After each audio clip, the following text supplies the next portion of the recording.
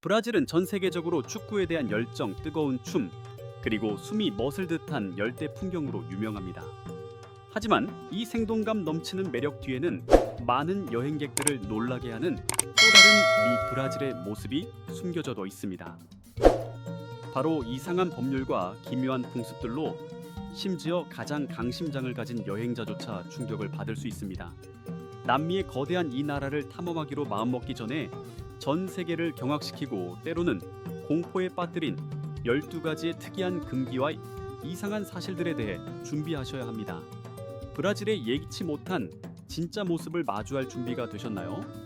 따뜻한 코코아 한 잔을 준비하고 푹신한 소파에 편하게 앉아 저희와 함께 놀라운 이야기 속으로 들어가 보세요. 자, 지금 바로 시작합니다.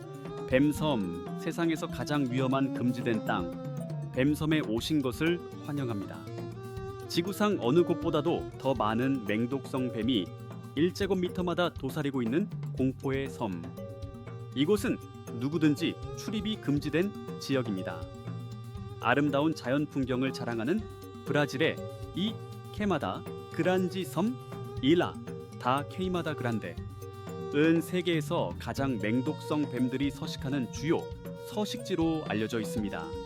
브라질 해안에서 떨어진 이 섬은 뱀섬 스네이크 아일랜드이라는 별명으로 불리며 전 세계에서 가장 위험한 땅 중 하나로 꼽힙니다.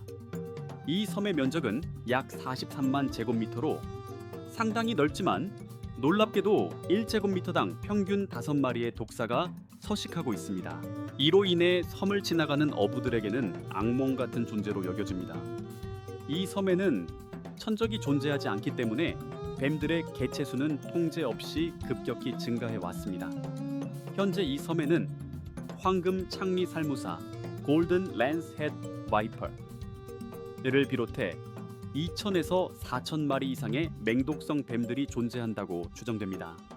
이 뱀에 물릴 경우 단 2시간 만에 극심한 통증 붓기, 구토 뇌출혈 신장 기능, 부전 뇌출혈 심각한 근육 괴사까지 이어져 성인을 치명적으로 사망에 이르게 할 수 있습니다. 이 섬은 현재까지 무인도로 남아 있으며 마지막으로 이곳에 거주한 등대지기 가족은 20년의 참혹한 일을 겪은 후 전멸했습니다. 전해지는 이야기에 따르면 뱀들이 창문을 통해 집 안으로 들어와 가족 전원을 물어 죽였다고 합니다.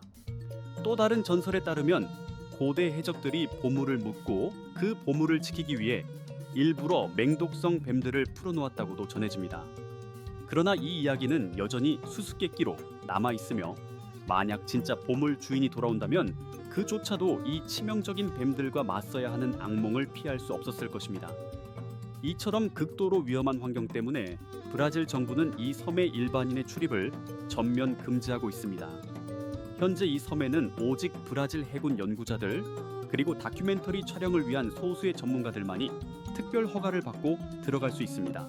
그들은 등대를 관리하거나 이 위험천만하면서도 손대지 않은 원시 생태계를 조사하는 임무를 수행하고 있습니다. 브라질에서 절대 해서는 안 될 손짓들. 당신이 평소에 아무렇지 않게 사용하는 OK 사인, 즉 엄지와 검지로 원을 만들고 나머지 손가락은 위로 세운 손동작이 브라질에서는 전혀 무해하지 않습니다. 미국을 포함한 많은 서구 국가들에서는 좋아, 괜찮아의 의미로 통용되는 이 손짓이 브라질과 일부 지중해 및 라틴 아메리카 문화에서는 극도로 무례하고 음란한 제스처로 받아들여집니다. 손가락으로 만든 이 간단한 원 모양은 남성 성기를 상징하는 비속한 표현으로 간주되어 현지인에게 깊은 모욕감을 줄 수 있습니다. 하지만 그게 전부가 아닙니다. 전 세계 락 팬들이 사랑하는 또 다른 손동작 손을 움켜쥐고 검지와 새끼손가락만 세우는 악마의 뿔, 제스제어. 역시 브라질에서는 매우 위험한 신호입니다. 음악 페스티벌에서는 열광적인 표현이 될 수 있겠지만 브라질에서는 이 손짓이 당신의 아내가 당신을 배신했다는 모욕적인 암시로 받아들여집니다. 이로 인해 심각한 오해나 현지인과의 충돌로까지 번질 수 있습니다. 만약 당신이 이러한 손짓을 무의식적으로 자주 사용하는 편이라면 브라질에 가기 전 반드시 습관을 조절하는 것이 좋습니다. 브라질에서는 손 하나의 움직임이 곤란한 상황을 초래하거나 더 나쁜 결과로 이어질 수 있다는 점을 명심하세요. 어떤 제스처가 괜찮고 어떤 것이 절대 금물인지 아는 것만으로도 당신의 여행이 훨씬 더 안전하고 즐거워질 수 있습니다. 브라질 빈민계는 절대 들어가지 마세요. 브라질의 빈민가에서는 낯선 이방인이 나타나는 순간 무자비한 갱단이 지배하는 치명적인 게임 속 표적이 되어버립니다. 이 나라에서 절대적으로 지켜야 할 가장 중요한 안전 수칙이 있습니다. 바로 빈민가, 즉 파벨라, 파베라스에 절대 발을 들이지 않는 것입니다. 이 지역들은 불법 범죄 조직의 통제하에 있으며 그들의 구역에 낯선 사람이 갑자기 나타나는 것은 곧 위협으로 간주됩니다. 그리고 그 순간부터 당신은 목숨이 위태로운 위험에 처하게 됩니다. 오늘날 유튜브에는 TV에선 절대 보여줄 수 없는 장면들이라는 제목의 영상이 넘쳐나고 그 대부분은 바로 브라질에서 촬영된 실제 장면들입니다. 다인종 국가 브라질의 숨겨진 얼굴을 가장 적나라하게 보여주는 영상들, 인질 납치 사건이 유혈 사태로 끝나는 장면들 말입니다. 경찰이 저격수를 동원해 범인의 이마 한가운데를 조준해 사살하는 것 외에는 해답이 없는 경우도 많습니다. 그러나 경찰이 항상 정확하게 사격할 수 있는 것도 아니며 만약 실패할 경우 가장 참혹한 대가는 인질이 치르게 됩니다. 하지만 놀랍게도 브라질에선 이런 방식이 정상적인 절차로 여겨집니다. 그만큼 브라질 경찰은 무능하고 부패했다는 비난을 끊임없이 받고 있습니다. 대낮에 총으로 차를 세우고 아무 이유 없이 피해자를 사살하거나 돈을 요구하며 차량을 통째로 털어가는 일도 매우 흔합니다. 마치 사람들이 아침에 일어나 양치질을 하듯 당연하게 여겨지는 수준입니다. 어떤 의미에서 브라질 경찰은 그 나라의 범죄자들만큼이나 위험합니다. 한밤중 평범한 시민을 멈춰 세운 후 신발을 벗기고 곤봉으로 발바닥을 수차례 때린 다음 돈을 뜯고 또 나서야 놓아주는 일도 드물지 않게 일어납니다. 이 모든 공포 속에서 경찰이 내세우는 이유는 늘 단순합니다. 우리는 범죄자를 통제하기 위해 모든 밤의 행인들을 단속해야 한다. 하지만 진짜 범죄자는 누구일까요? 음식에 불쾌한 반응을 보이는 것은 금지되어 있습니다. 세상의 모든 음식이 쉽게 먹을 수 있는 건 아닙니다. 특히 낯선 나라를 방문했을 때는 더욱 그렇죠. 하지만 브라질에서는 접시에 무엇이 올라오든 절대 얼굴에 실은 기색을 드러내지 않는 것이 매우 중요합니다.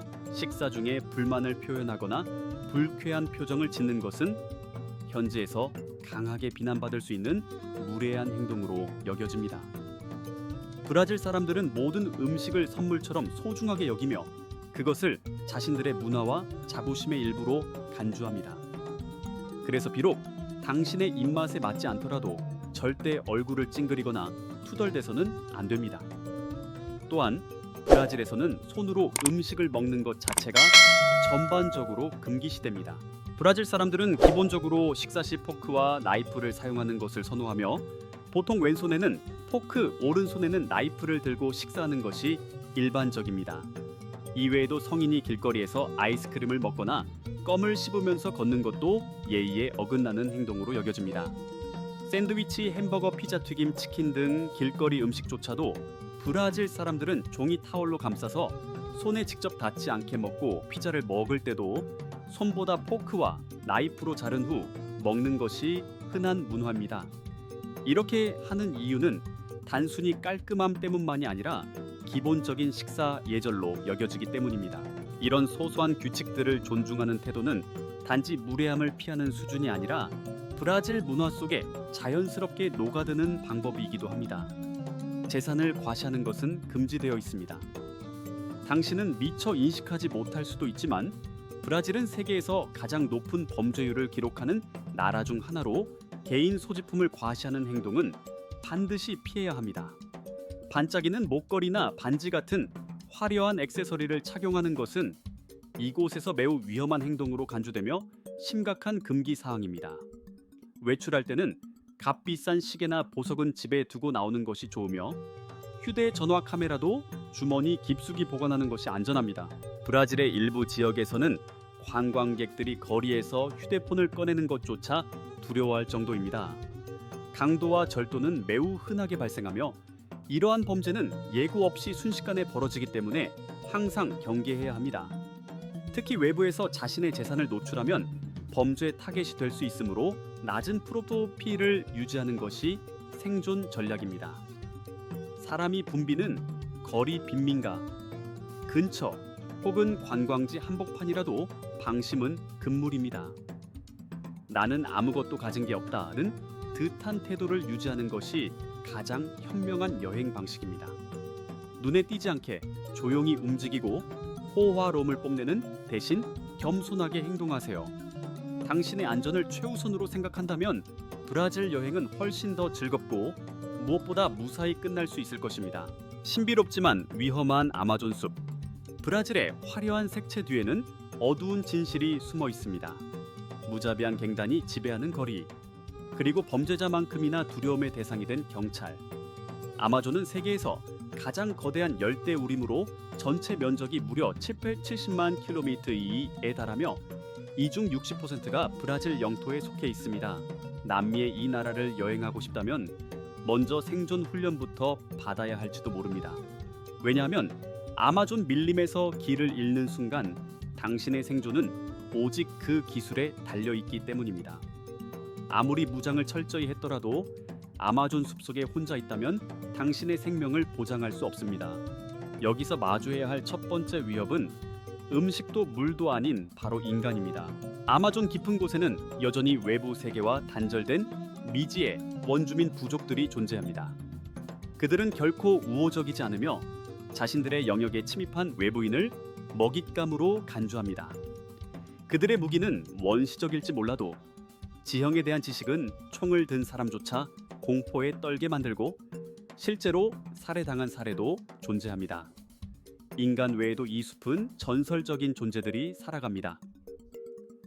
모기, 개미 거대 거미, 제규어 아나콘다, 그리고 피라루쿠, 거대한 육식성 어류까지 당신은 언제든지 이 존재들로부터 위험에 처할 수 있습니다. 이 숲에는 다리 길이만 23cm에 달하는 거미가 존재하며 당신의 얼굴을 덮기에 충분한 크기입니다. 이 거미는 새까지도 공격할 수 있을 정도지만 주로 곤충을 먹습니다.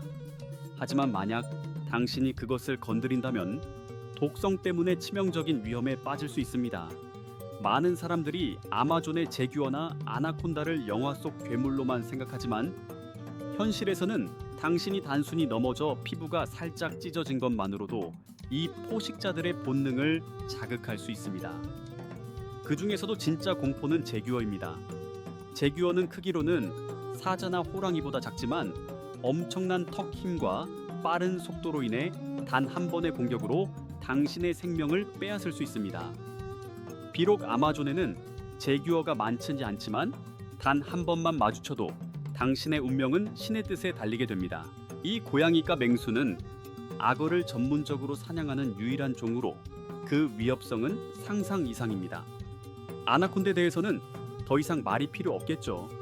한번 몸에 감기면 생존 확률은 거의 없습니다. 결론은 분명합니다.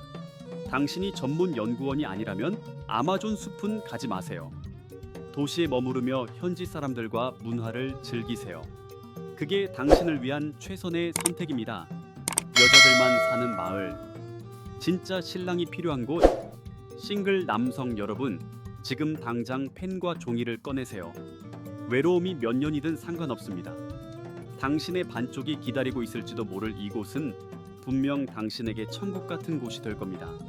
지금 소개할 이곳은 바로 브라질 남동부에 위치한 노이바 두 코르데이로, 노이바 도 콜데이로 마을. 이 마을은 대부분이 젊고 아름다운 여성으로 이루어져 있으며 현지 남성들은 거의 모두 결혼했거나 외지로 떠나 생계를 꾸리고 있어 여성들이 외로운 싱글 남성들을 초대하고 있습니다. 이곳은 수도 벨로 오리존치, 베로 호리존테에서 약 90km 떨어진 미나스 제라이 주에 위치하고 있으며 여자 천국이라는 별명을 가지고 있을 정도입니다.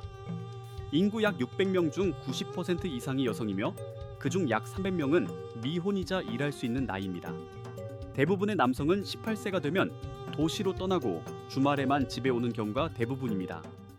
이렇게 남성이 부족하다 보니 여성들이 마을의 모든 굳은 일을 도맡아야 했고, 결국 몇몇 여성들은 싱글 남성들아 우리 마을로 와줘 라는 공개적인 호소까지 하게 되었습니다.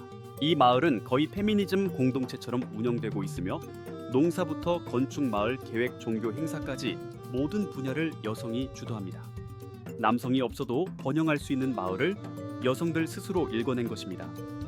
물론 이곳에도 소수의 남성이 존재하지만 대부분은 중요한 역할을 맡지 않으며 어떤 남편은 1년에 몇 번 집에 들르는 수준에 불과합니다. 그러나 그럼에도 불구하고 여성들은 여전히 함께 인생을 나눌 수 있는 배우자를 원합니다. 남편이 고픈 마을이라는 소식이 언론을 통해 알려지자 전 세계 수많은 남성들이 열광적인 반응을 보였습니다. 하지만 오해하지 마세요.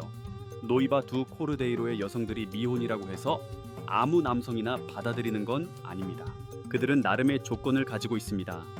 이 마을의 신랑감을 찾으러 오는 남성은 반드시 설거지, 빨래, 요리, 화장실 청소 등 기본적인 집안일을 할 줄 알아야 하며 여기서는 모든 것이 평등해야 합니다. 지금도 이 마을에는 한 번도 키스해 본 적 없는 여성 노인들이 살아가고 있으며 노이바 두 코르데이로는 여전히 세계에서 가장 특별하고 독립적인 여성 공동체 중 하나로 남아 있습니다. 브라질에서는 지각이 아름다운 문화입니다. 약속 시간에 늦는 사람을 기다리며 미쳐버릴 것 같은 기분, 당신도 잘 기억하고 있을 겁니다. 일반적으로 사람들은 시간을 어기는 이들을 싫어합니다. 하지만 브라질에서는 정반대입니다. 여기서는 오히려 약속 시간보다 일찍 도착한 사람이 사회적으로 눈총을 받을 수 있습니다. 브라질에 관한 글을 쓴 작가는 이렇게 말했습니다. 시간에 쫓기는 사람이라면 브라질에서 큰 스트레스를 받을 것이다. 이 말은 결코 과장이 아닙니다. 브라질 현지인들은 약속 시간에 맞춰 도착하는 법이 거의 없고 대부분 아주 늦게 나타나는 것이 일상입니다. BBC 기자 루시 브라이스는 리우데자네이루에서 파티 초대를 받았을 때 절대 잊을 수 없는 경험을 했습니다.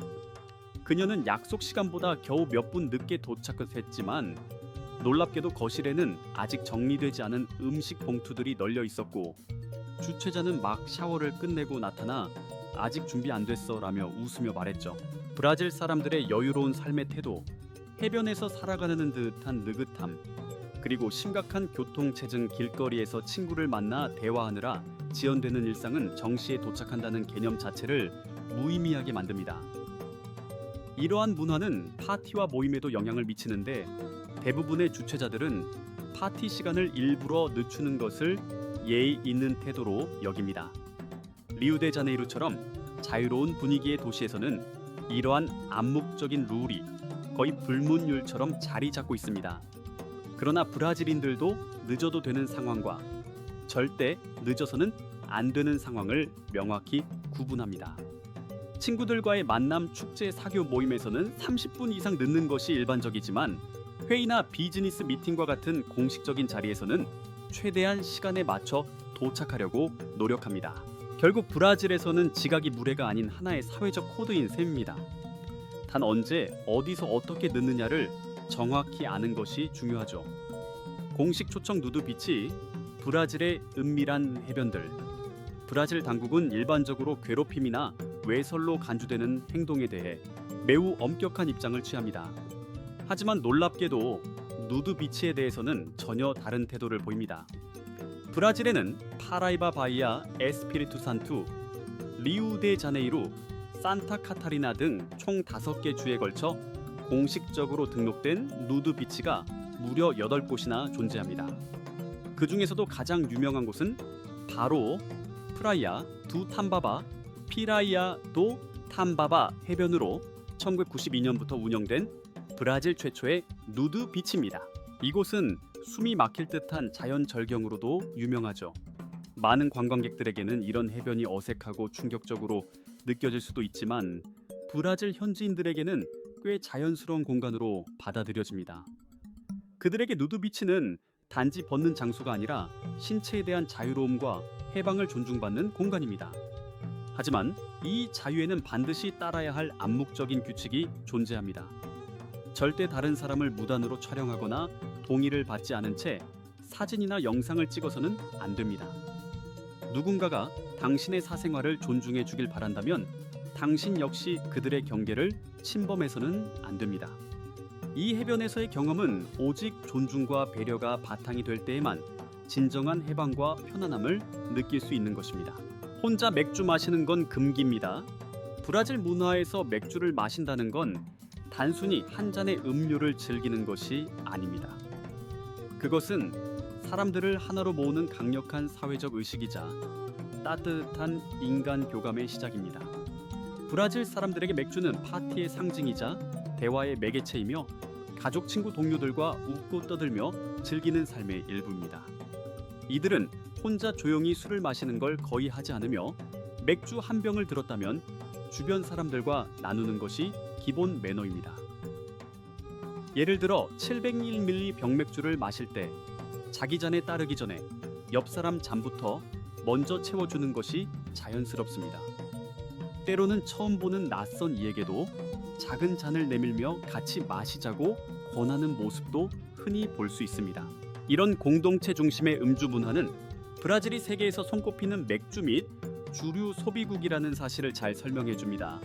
카니발 축제, 생일 파티, 심지어 직장 회식까지 맥주 없이는 상상할 수 없는 분위기가 이어지죠. 다양한 종류의 맥주와 함께 어우러지는 이 강렬한 사회적 문화는 맥주를 단순한 술이 아닌 브라질인의 삶과 축제의 중심으로 만들어 놓았습니다. 그러니 브라질에서 혼자 조용히 맥주를 마신다면 주위 사람들은 당신을 무례하거나 외톨이로 여길 수 있습니다. 진정한 브라질식 맥주 문화는 언제나 함께 마시며 나누는 것에서 시작됩니다. 음악과 춤에 대한 열정이 몸에 배어 있는 나라.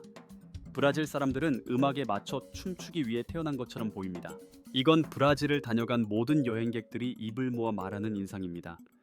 브라질 음악은 이 나라의 활기찬 문화처럼 다양성과 색채로 가득한 풍경화와도 같습니다. 예를 들어 삼바를 생각해 봅시다. 그 중독성 강한 리듬과 우아한 움직임을 듣고 본 순간 누구든지 바로 브라질을 떠올리게 됩니다. 삼바는 세계적으로 유명한 브라질 카니발의 심장이자 영혼으로 첫 박자부터 사람들의 마음을 사로잡는 현란한 춤과 흥겨운 멜로디가 특징입니다. 브라질 전통 음악의 이야기는 거룩함과 세속성 농촌과 도시 토착 문화와 포르투갈, 히스패닉 아프리카 문화가 서로 교차하며 만들어낸 흥미로운 대조의 연속입니다. 고대 전통과 현대적 감성이 어우러져 완성된 이 독특한 융합이 바로 브라질 음악만의 확실성을 만들어낸 핵심이며 그 중에서도 삼바는 가장 눈부신 상징으로 자리 잡고 있습니다. 하지만 삼바는 시작에 불과합니다. 포호르, 폴로, 끼로, 그리고 무술과 춤이 결합된 역동적인 카포에이라, 차포에이라 같은 다양한 춤들도 브라질 문화의 풍요로움을 기념합니다. 이 춤들은 단순한 오락을 넘어 브라질의 정체성과 축제 자부심을 강렬하게 표현하는 수단입니다. 현지인들에게 춤은 특별한 날에만 하는 것이 아니라 일상의 일부입니다. 음악이 흐르는 곳이라면 어디든 자연스럽게 몸이 움직이며 이 활력과 해방감 그리고 개방적인 에너지는 브라질 문화의 본질 그 자체를 보여줍니다. 자연이 분노할 때 브라질의 포로로카 파도, 잠깐만요. 뭔가 이상하지 않나요? 자연은 마치 이 남미 국가에 특별한 관심이라도 두고 있는 듯합니다. 뱀섬과 아마존 밀림뿐만 아니라 브라질은 지구상에서 가장 기묘한 자연 현상 중 하나도 품고 있습니다. 바로 포로로카, 포로로차 파도. 이 파도는 1년에 한 번 2월과 3월 사이에만 나타납니다. 최대 구미까지. 속구이는 이 파도는 수십 분간 지속되며 그 앞길에 있는 집, 나무, 동물까지 모두 쓸어버립니다. 이건 쓰나미도 독성 해류도 아닙니다. 그러나 그 파괴력은 앞서 언급한 친구들과 절대 뒤지지 않습니다. 매년 2월에서 3월 사이 대서양은 마치 분노한 듯한 에너지를 뿜어내며 거대한 파도를 아마존강 상류까지 밀어 올립니다. 브라질 사람들은 이 현상을 포로로카라고 부르며 지구에서 가장 길고 강력한 파도로 여깁니다.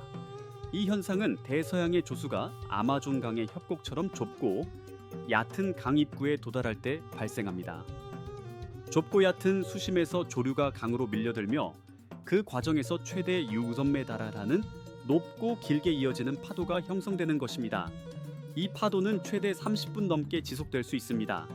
하에 뜨기 전 원숭이들의 날카로운 비명과 다른 동물들의 낮고 으르렁거리는 소리가 들리기 시작하면 그건 곧 포로로카가 다가오고 있다는 신호입니다.